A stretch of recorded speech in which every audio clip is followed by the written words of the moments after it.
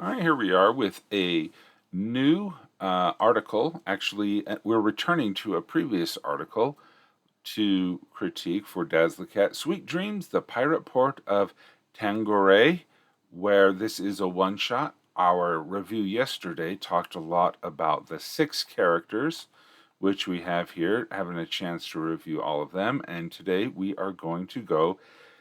Oh, sorry. We are going to go into um, the one shot and just having a review of that. Now, to be fair, I'm not an RPG player. I've not critiqued one shots before, so thank you so much to Dazzlecat for letting me jump into this experience, and we'll go from there. And I'm just okay. So just taking a look at that. Okay, it looks like the things in gray are things that I can read. And we have the diff. Okay, so let's just jump into it and have fun with it.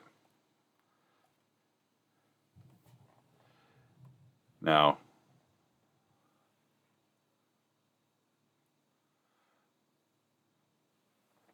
I think the easiest way for you to have a comparison, assume a one shot is an outline for a short story. Yeah. Well, I'm familiar with RPGs in general. I mean, I've watched enough one shots um, online, but I've never actually read the source material. So I just want to have that as a fair disclaimer. It has been a long day aboard the Moonwalker. The ship has taken little damage in the gale, so Captain Tarheel has ordered a thorough cleaning, inside, outside, including the crew. Ropes of laundry filled the top deck, wet clothes flapping in the strong breeze. That is a last lingering bit of gale that has closed the harbor. Okay. Flapping in the strong breeze, that is the last lingering bit of a gale that had closed the harbor. But now it is dark, and it's your turn to go ashore. Something you could really use before tomorrow, which Captain Tarhill has promised to be a day of scraping barnacles off the hull. All spiffed up, you are ready to enjoy some Tanngorray nightlife. You can go to the rowdy inn anchors away, Brutmon's house of flapjacks, or to a beach party. Once the player decides where they are going, read whichever they choose. Okay, so we have the 3 different options. Okay, Anchors Away Inn, the bootlegger Trilla's beach party, to Brutman's house of flapjacks. All right. It's a short walk down the docks and across muddy streets to Anchors Away. A night of gambling on cards or knucklebones while swigging ale is just the thing after a day of soap and scrubbing. You reach the inn, but don't make it inside. A crowd pours out from the inn and forms a large circle around 2 pairs of sailors, glaring at each other while the crowd places their bets. A Nisling moves to the railing and begins to play a war tune on his bone whistle. Okay, so it looks like we got a brawl at the tavern. Well, inn. It takes a couple of minutes to walk off the docks and follow the shore to the burning bonfire on the beach.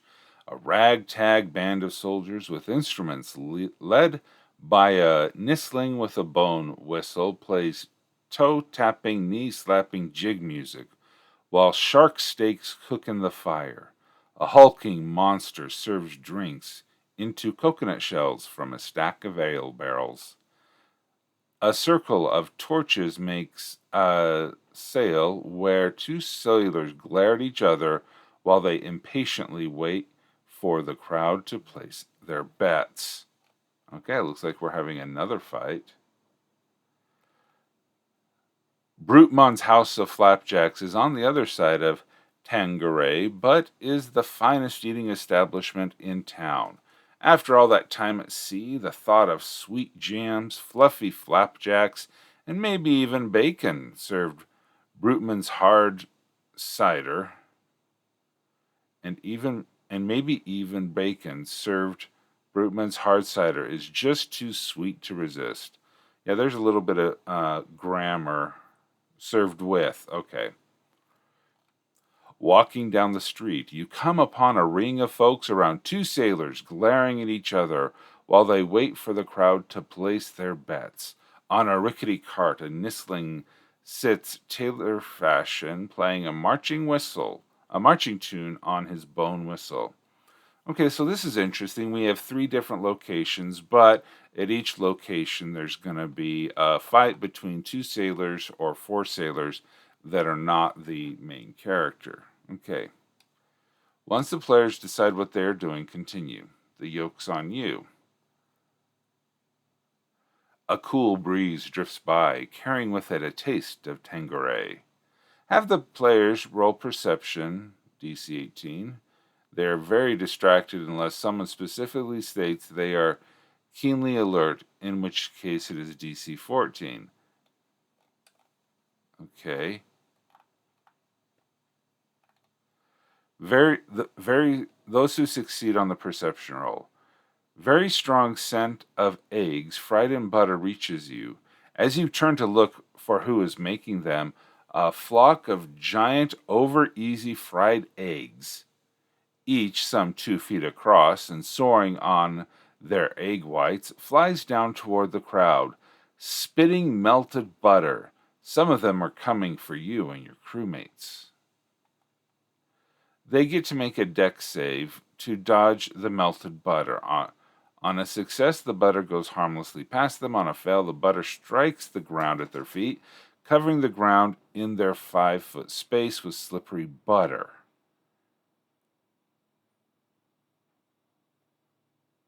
Okay. To move, they must first make an acrobatics or athletics DC 14 or stumble, reducing them to movement speed of 5 for that turn only. If they roll a nat 1, they fall prone onto the slippery butter and can't try to move again until their next turn. An additional acrobatics or athletics DC of 14 is required to stand up. Those who fail the perception roll. Suddenly, a flock of giant over easy fried eggs, each some 2 feet across and soaring on their egg whites, swoop down, spitting melted butter at you. So the reward for having a high perception, looks like they have the sense of smell, where visually they don't. If they fail the perception roll, it doesn't seem like that's much of a reward, if you will. Like, could the DC be lower if they pass their perception check because they get a if they succeed in the perception roll, could the DC be lower for the acrobatics? In the rules after what you just read. Oh, okay. So, all right. If the PC must roll a 1d6, 1 to 2, the PC is struck by melted butter. They take 1d4 fire damage and have disadvantage on their weapon attacks as they are now covered with slippery butter. This lasts until the melted butter is washed off or removed. 3 to 6. Melted butter strikes at the ground of their feet, covering their ground with their 5-foot space with slippery butter. They must first make athletics of 14 or stumble, reducing them to 5 for that turn only. If they roll a nat 1, they fall prone into the slippery butter and can't try to move again until their next turn. An additional acrobatics or athletics DC 14 is required to stand up. Okay, that seems similar to what we did previously. All right. A failed perception means a chance to take damage from the butter. Ah, okay, because Those who fail the perception roll, okay, have a 1 in 3 chance of getting smacked with the butter and taking damage.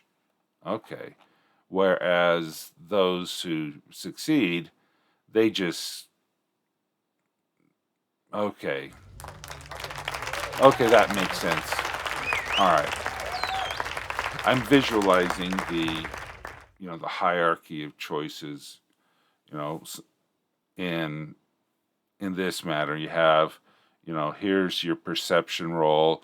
Then if it's a success, you get the dex save, or you get, the butter. But here, if you fail it, you get two other options here. Okay.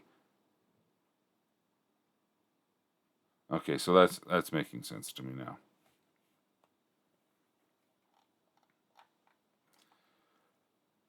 Flying fried eggs are circling you and your crewmates, ready to attack again. Please note, all buildings are now locked and or barred, with those inside refusing to let anyone in. This is the way of things in Tanngorray when trouble happens.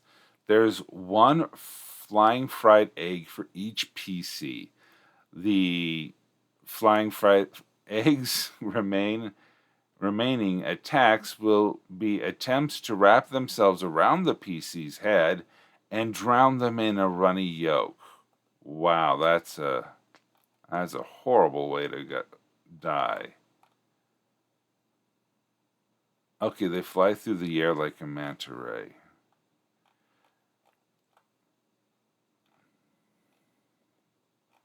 This may sound stupid, but is the flying fried egg an actual egg that is magically enchanted to be able to do it, or is it really it's an animal that just happens to look like a fried egg with a yolk that spits butter?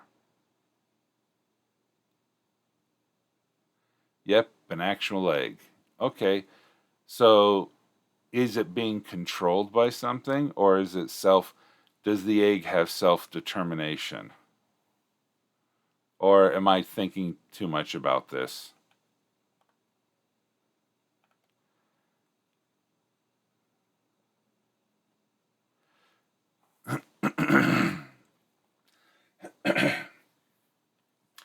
As the last egg attacking you splats to its end, the remaining flock of flying fried eggs fly away.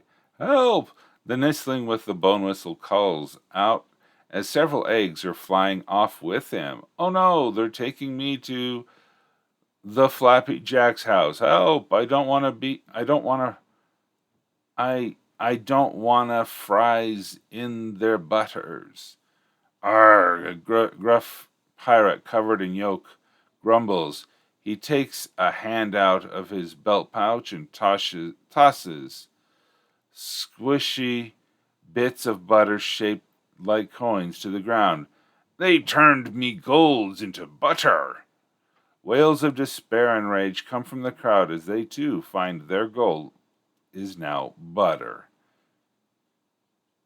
If the PCs check their pouches, all their gold is now bits of butter. Ouch. Any way to save from that?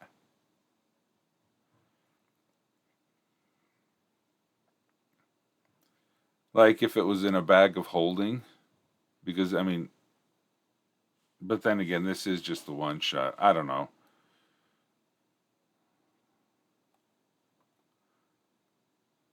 Yep, beat the adventure. Okay.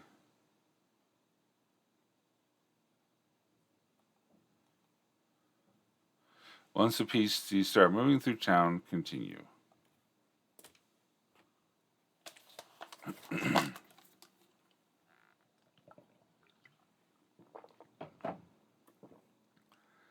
Okay. Perception.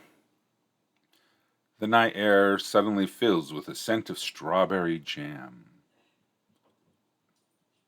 Scent of jam, strawberry jam. You see nothing in the narrow, muddy streets. The scent of strawberry jam is so strong, it's all you can smell. Okay. They are not attacked. Oh. If more than one PC has failed their perception roll, have them each roll a d120. Have them each roll a d120. Okay. The player who rolls the lowest on their d120 rolls is the target of the following. Okay, that's interesting. Suddenly, a thick tendril of strawberry jam swings down from a rooftop and slaps the unlucky PC with sticky sweetness as it lands on the ground. A living ooze of strawberry jam flows down its own tendril until all of it rests on the ground, spoiling for a fight. The unlucky PC has disadvantage on all range attacks and must make a spell ability DC 14 in order to cast any spell with a somatic component due to being sticky. Melee attacks are unaffected. This effect lasts until the sticky gem is washed off or removed.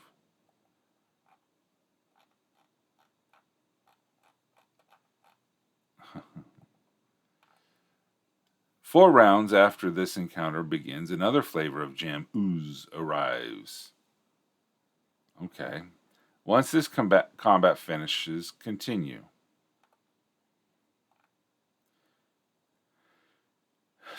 All yoked up. Snarls, growls, and the snapping of jaws sound from above you. Warm, runny egg yolk rains down, quickly followed by a tumbling bundle of nistlings and flying fried egg.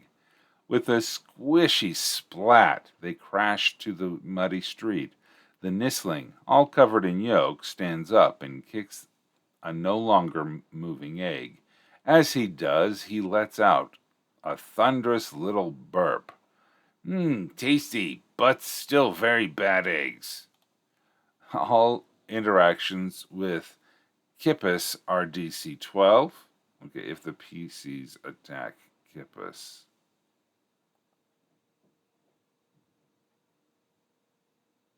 Okay, he will not fight the party. Okay. PCs can question the Nistling whose name is Kippus. That's kites with a lot of P's and S's. Kipes. Okay. Good for the pronunciation.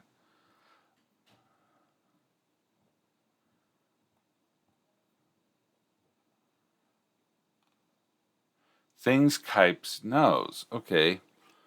I escapes when all the eggs chase Brutamon wife runnings from Flapjack's house in her nighty dress.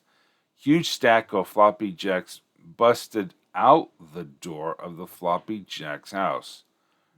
Brutman's wife screamed. It comes out. It comes out of pillow.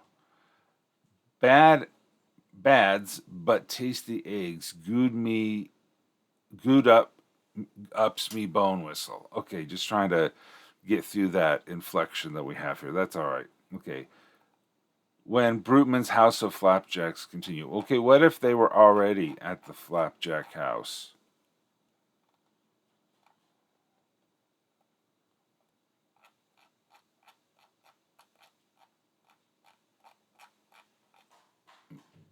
Okay.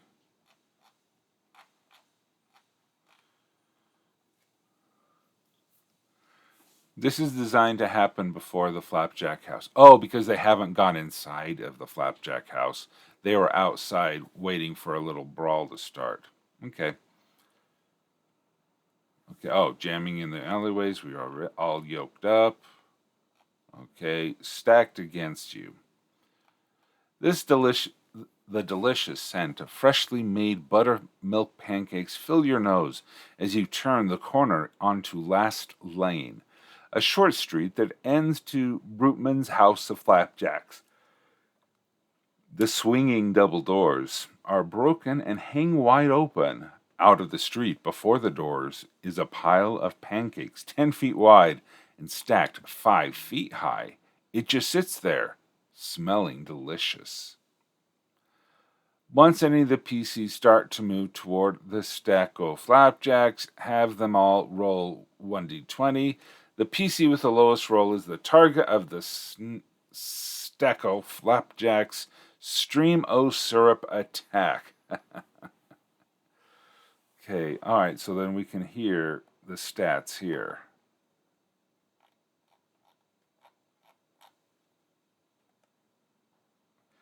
There is a ripple in the stack of flapjacks as they tip apart in the middle, revealing a terribly toothy maw. Suddenly, a stream of what looks like syrup shoots at the targeted PC. After this opening attack, the combat begins. All right. 3 rounds after the combat in the stack of flapjack begins, Pseudonym steps out of the house of pancakes. A shadowy figure wielding a scythe with a blade made of sizzling bacon steps out of the house of flapjacks. Standing in the shadowy doorway is a sleepwalking bruteman clutching a red silk pillow. Bruteman never moves or responds to anything, not even to dodge an attack. Okay. AC 12, hit points 24. It has no other stats. All right. If the pillow is destroyed, Zudaman is returned to the abyss and the nightmare foods vanish. All gold coins are back to being gold and not butter. Okay. All right, articles under. Okay. You had more things up here.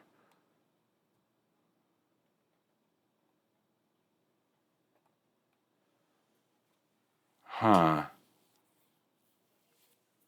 Okay, so he's having a bad dream, and this pillow, the dream silk pillow, is making his dreams a reality and attacking the city. Okay.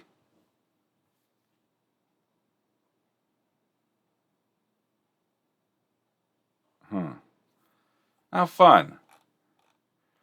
And from the top, you need to read the sidebar. Into the pillow. Pseudonym was once a large and mighty demon, though even he can't remember what type.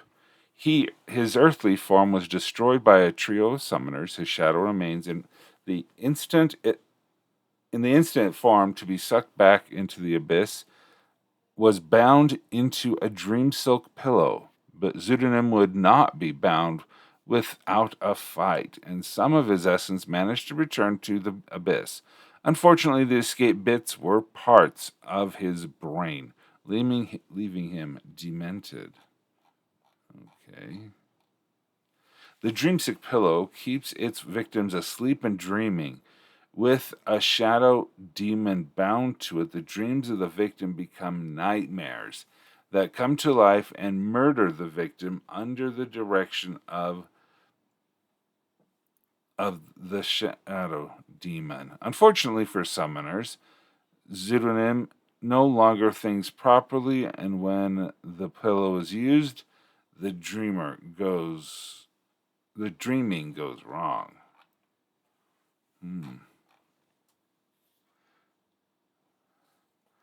A special courier, who must constantly wear the satchel protected by gleaming sigils that holds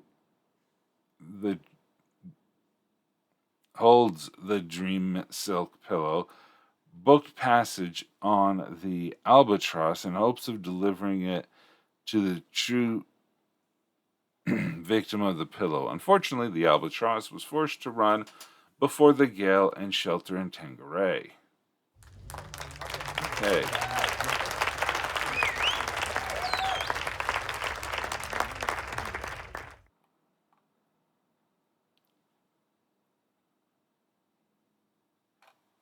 All right. That is a fun article. First time reading a one shot. I felt uh, even as a non-RPG player, but having some familiarity with watching how RPG games are played, I thought it was well structured and yeah, and it follows. How long would it take to play this game? I just don't know. I don't have a sense of how long that would be. I mean, is this an hour's worth of play? I guess it may be depending on your players who are, if they're min maxers versus hard role players. A couple of hours?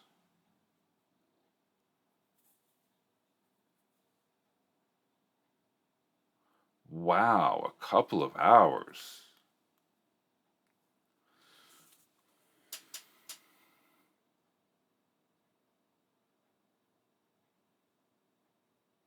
Oh, yeah, combat takes longer than you think. That's true.